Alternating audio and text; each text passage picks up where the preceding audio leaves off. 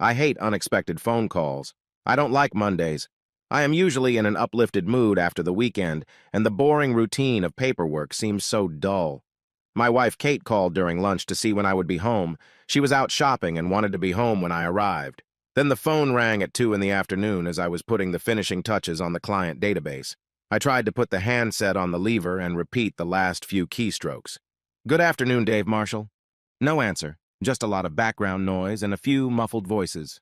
"Good afternoon, Dave Marshall." Still nothing. I almost hung up thinking it was just kids making nuisance calls. Then I realized it was my wife, Kate. Kate often accidentally redials on her phone. I wouldn't mind $1 for each time she did it. Realizing who it was, I decided to eavesdrop on her shopping trip. My birthday was just around the corner and I could get some idea of what she wanted to get me. It turned out to be one of my worst decisions that day.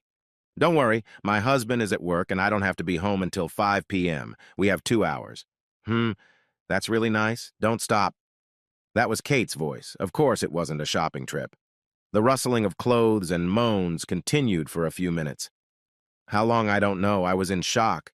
I knew it was a guy by the grunts he was making in response to what Kate was doing to him. Yes, oh yes, oh." I strained to hear what was going on. One part of me couldn't believe it. There had to be a simple explanation. The other, logical part of my brain was telling me it was true, that she was cheating on me.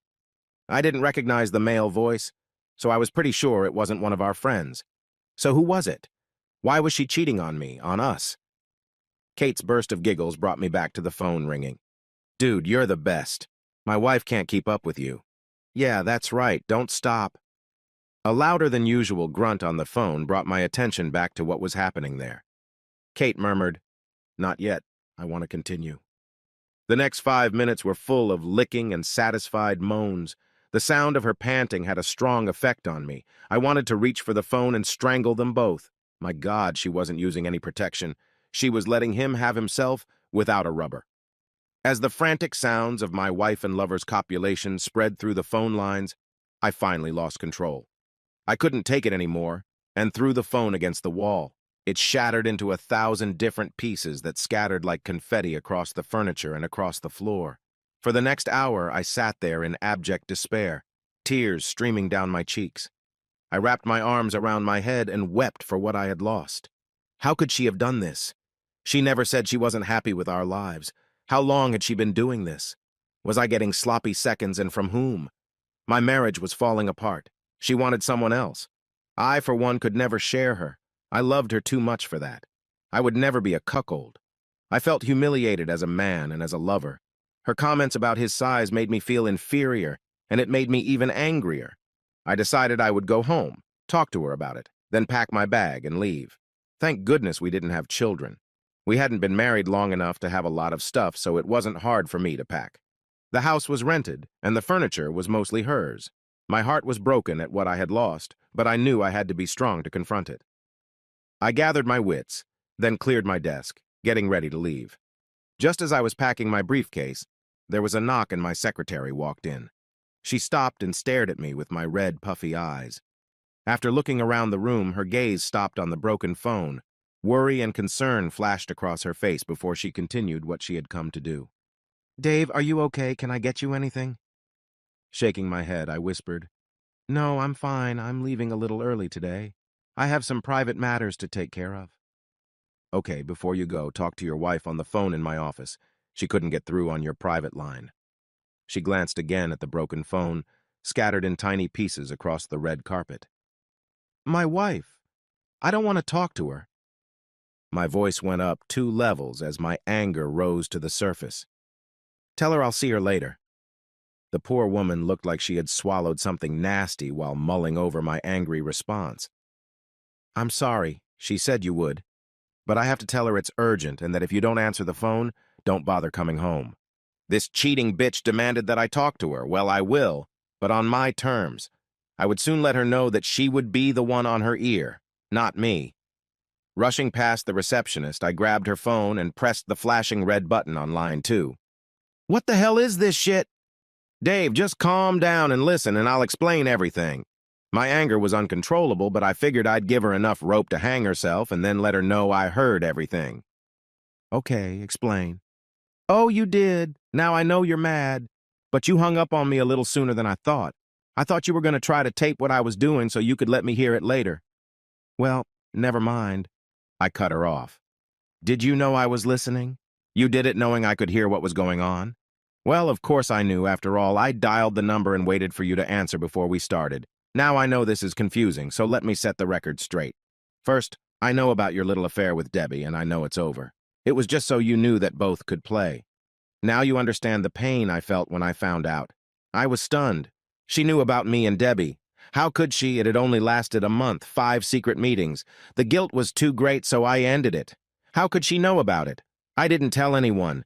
Debbie, that bitch, it was all her doing. Debbie was upset that I broke up with her. Did she tell Kate?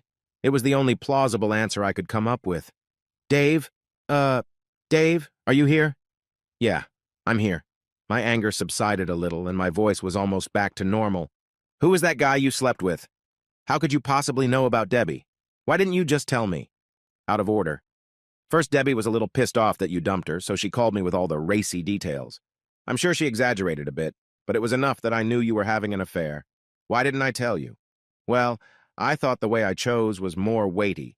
I wanted you to know that pain can be two-sided. Kate paused for a moment before continuing. As for who he was, you'll never know. That's part of your punishment. Oh, and you won't find out if I really cheated, and if so, who it was with. What do you mean, really cheated? I heard you two fucking. I heard you telling him how much better he was than me. Well, yeah, you did hear some things, but did it really happen? Or did I just play it up to make it seem like I did? Sure, there was a guy there, but did I let him fuck me, or was it all an act? You have to ask yourself if you think I would really cheat on you, just like I had to ask myself about you. Again, this is part of the punishment. I'll never tell you what really happened. You'll just have to deal with it just like I have to deal with what you did. I didn't know what to say. I knew I had heard everything. Now she was telling me that maybe it was all an act to make me think she was cheating. How to deal with that? If I knew for sure I could react, but not knowing really left me no choice. Kate broke into my musings, her voice softer this time. Dave, I never said he was a better lover than you, only that he was bigger and reached places you didn't. Now, was that a lie too, or did he actually do things to me that you could never do? I had to think about the same thing when Debbie told me about the two of you. I stood there shaking my head, unsure of anything. Was it all real, or was it all a bad dream? I had no answers for anything. Dave, I love you, and I want us to stay together, but I couldn't stay with you if you didn't truly understand the pain I was going through. This was my way of solving this problem for me. We'll talk about it when you get home, but right now I have to go. I love you. She hung up before I could respond. What could I possibly say? Later, we did talk. I explained everything I'd done and why. She cried a lot, and then told me that she could get over it if we were both true to each other from now on. She never told me if she cheated on me or not. I begged her to tell me the truth so I could get past it, but she said it wasn't the right time. 6 months later, things were getting worse and worse. I couldn't get it out of my head, and it seemed like we were going to break up. I even refused to have sex with Kate until she produced a note from her doctor saying she didn't have an STD. She took offense at first, but I told her I wasn't going to take any chances. She finally understood and agreed. It didn't help. It wasn't the thought of her sleeping with someone else. That was something I could deal with. Much worse was the uncertainty. Eventually, I moved out of the master bedroom and into a spare room so I could have some privacy. I couldn't be in the same bed with her without getting angry. We hadn't had sex since this whole thing started. Every time I got a hard-on, a picture of her sleeping with him would pop into my head and it would happen all over again. Kate tried to seduce me with sexy lingerie and romantic dinners, but none of it worked. Kate was desperate, but still didn't tell me. As a last resort, we both attended counseling. During the first session, the counselor convinced Kate that if we were going to work on this, she would have to tell me the truth. As he put it, it was a cruel and unfair punishment. I know it was painful for her to admit that she had indeed slept with a bastard, but it gave me the closure I needed. She didn't tell me who it was, only that I didn't know him and he wasn't dating me. Dave, if I told you who it was, I know you'd go looking for him. You're damn right I'm going to go looking for that asshole, and when I find him, he's going to regret ever getting laid. The main thing that surprised me was how guilty Kate felt about her revenge and how much she had hurt me. That more than anything else convinced me that we would eventually get over this hurdle. We did move on and stayed together, eventually returning to a more normal marriage. These days, I am more attentive to Kate, and we spend more time together. She says it's because I don't trust her, but we both know it's because we don't want to risk losing each other. I had one ace up my sleeve that Kate didn't know about. She told me that I didn't know him and that he had never met me. That gave me my first clue as to who this asshole could be. It had to be someone who knew Kate was married and knew about me but hadn't met me. I knew all her friends and she knew mine, so it wasn't one of them. My next investigation led me to her workplace. It was probably someone she worked with.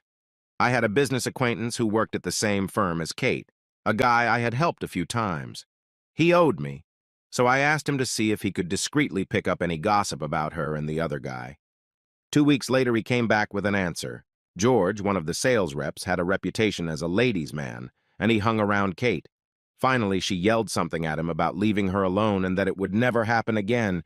She had done something stupid, but she wanted to save her marriage, not have an affair. You know, Dave, if it were anyone else, I probably wouldn't tell you, but this asshole really pisses me off. He's ruined some good marriages and doesn't give a shit about the people he hurts. I knew that if I did anything, it would come back to me, and Kate would never forgive both himself and me, so I huffed for a long time. All this time, I had been keeping a close eye on the asshole and waiting for my chance. I took the opportunity to get a little revenge on Debbie. An email to her husband describing the mole she had on her left nipple and an embellished account of our tumultuous lovemaking guaranteed that she would regret her phone call to Kate. Funny how she never thought about the consequences of her actions, the fact that she had as much to lose as I did. Good things come to those who wait, and things couldn't have worked out better. To make my revenge even sweeter, it was just about the 3rd anniversary of the phone call when it finally happened. As I waited, hidden by the hibiscus bushes that grew along the driveway to the gorgeous 2-story house, it was dark and cold. It was the home of his latest mistress and her unsuspecting husband. He was having an affair with the wife of one of his firm's partners, and that made him vulnerable. I knew I was perfectly safe. He'd never met me, plus I wore a balaclava to hide my face. The cold penetrated me. To distract myself, I ran the plan through my head again. Wait until he passed me on the way to his car parked on the street. Quickly get out and grab him by the shoulder. Turn him around, then punch him once in the stomach and once more in the face. After that, it would depend on his reaction. I fumbled for a piece of crumpled paper in my jacket pocket. It reassured me that everything was okay. Anger never really left me, and just thinking about that asshole reignited that anger. At least it warmed me, chasing away the cold. The partner was in a late meeting, and when he got home, he found George beaten, bleeding, and tied up in the driveway. A printed note pinned to his shirt told of George's affair with his wife and several other women, all the affairs the bastard had had over the last year, all of them named. I stuffed all the clothes and shoes I wore into 5 different dumpsters across town. George found himself out of a job. The police had plenty of suspects among the husbands of other women, but they didn't get to me. It got into the daily papers with pictures of him being put into an ambulance. You can't keep something like that a secret, and with all the publicity, his wife found out all about it and divorced him. Kate kept quiet all week, but finally told me about what had happened to George. I asked her if he was the guy she'd gotten involved with, and she finally admitted that he was. Serves the bastard right, too bad it wasn't me. Well, I'm glad it wasn't you. I'd hate to lose you now that we've finally worked things out. Kate curled up next to me and kissed me gently on the lips. I smiled.